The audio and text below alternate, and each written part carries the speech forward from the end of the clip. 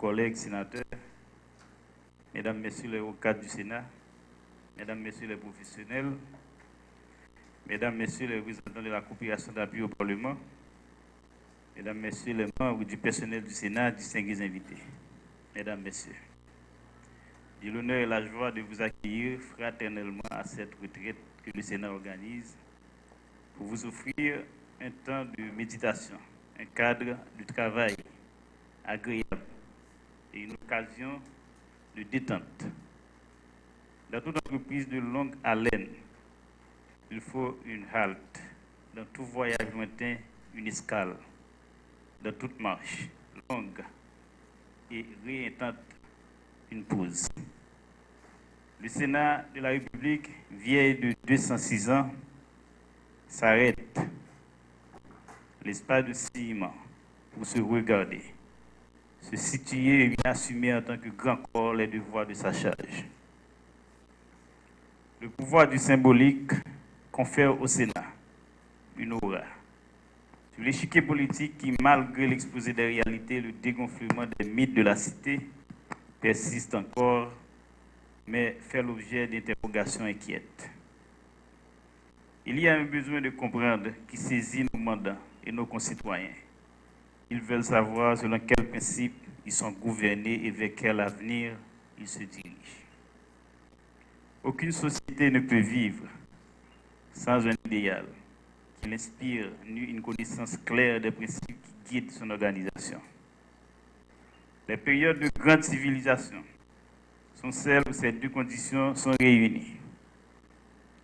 Ces propos de Valéry Giscard d'Estaing dans son ouvrage Démocratie française traduisent l'état d'esprit qui anime tout dirigeant soucieux de l'orientation à imprimer à son pays et aux institutions qui veillent aux intérêts de son peuple.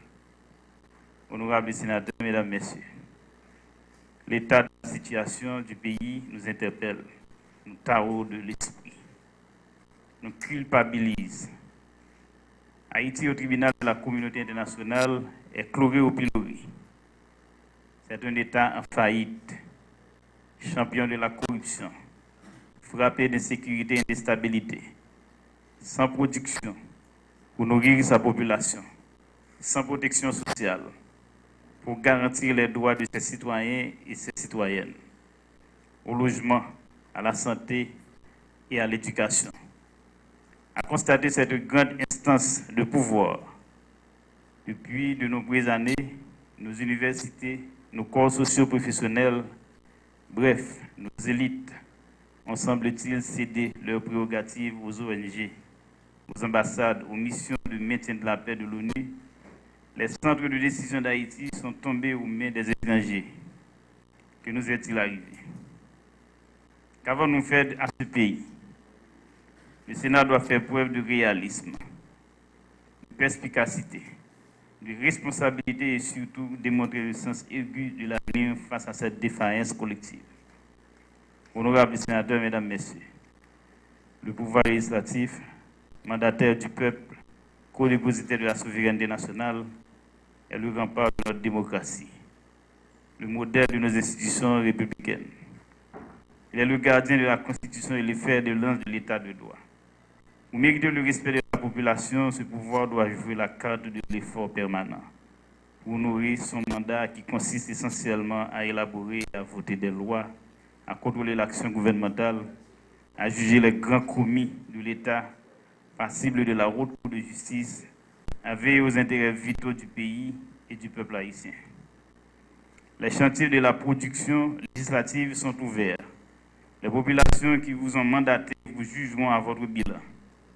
L'exercice de la fonction de contrôle par le Parlement doit permettre aux sénateurs et députés de prendre connaissance et de comprendre les politiques gouvernementales afin d'informer, d'éclairer les usagers sur leurs incidences.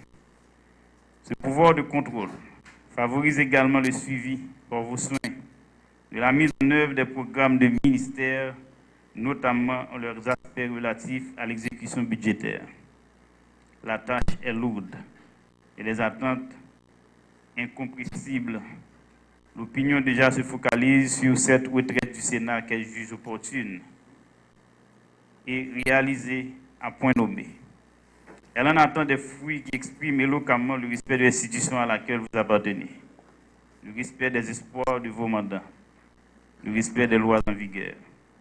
La nation suspendue à vos lèvres, le résultat de vos travaux, espère que vous vous engagez dans le sens de l'histoire pour un pays normal, pour un État doté d'institutions stabilisantes, pour un cadre normatif adéquat et efficace, pour un gouvernement qui dirige par des lois.